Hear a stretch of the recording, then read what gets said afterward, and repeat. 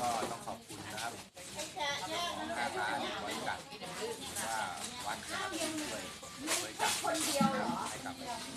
ใจปทุมธานีนะครับอยู่กับลูกตานะครับก็ว่าต่อไปถ้าเกิด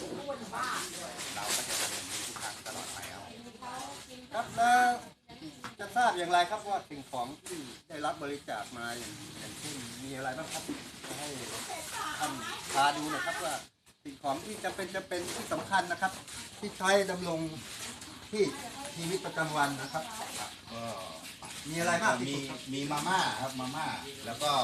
มีมาม่ามีชุดยานะครับ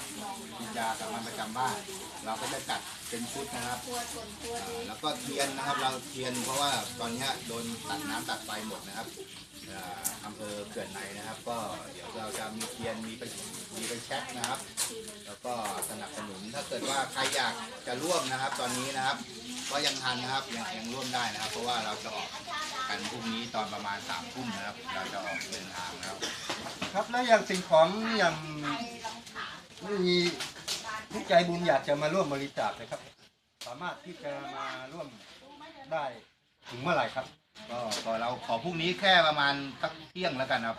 เพราะว่าเราจะได้แพ็คสิ่งของนะครับเราจะคัดไปแพ็คแล้วก็แพ็คแล้วเราจะไปแจกเลยนะครับเราจะไม่ไปทิ้งหรือว่าไปปล่อยทิ้งละเลยครับเราจะแจกให้กับถึงมือชาวบ้านที่เดือดร้อนจริงๆเลยครับ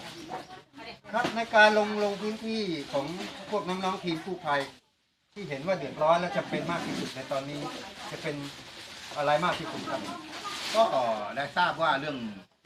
กระแสแสงไฟนะครับแสงไฟเรื่องแสงไฟฟ้าที่ไม่มีโดนตัดน้ำตัดไฟออกมาหมดครับครับก็คืออย่างเช่นเทียนไขเนี่ยครับแล้วก็ฉายไฟแช็กอะไรพวกนี้นะครับครับผมรายงานจากตำบลลำไทรอำเภอลำลูกกาจังหวัดปทุมธานีนะครับครับยังไงก็ต้องขอบคุณน้องๆทีมกู้ภัยทุกคนนะครับในที่นี้นะครับที่ร่วมแรงร่วมใจนะครับปฏิบัติหน้าที่